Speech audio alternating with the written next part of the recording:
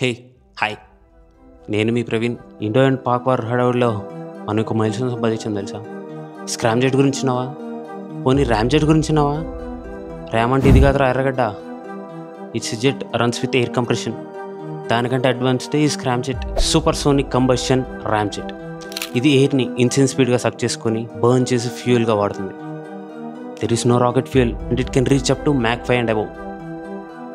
How insane it is. ఒకసారి scramjet scorecard చూడు.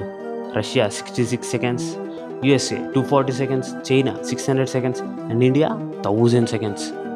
వీళ్ళెవ్వరికి అందనంత ఎత్తులో ఉన్నాం మనం. 1000 సెకండ్స్ స్క్రామ్ జెట్ అంటే 14,000 km/h. చిటుకులో వేరే కంట్రీలో ఉంటుంది. అండ్ దీన్ని ట్రాక్ చేయడం అంత ఈజీ కాదు. వాడికి తెలిసేలోపే వాడి కంట్రీలో బాంబు పడిపోతుంది. అండ్ ఈ మైల్స్టోన్ సాధించింది ఇంకెక్కడో కాదు, defence research and development laboratory which is in our own Hyderabad. తెలుసుకో. బాయ్.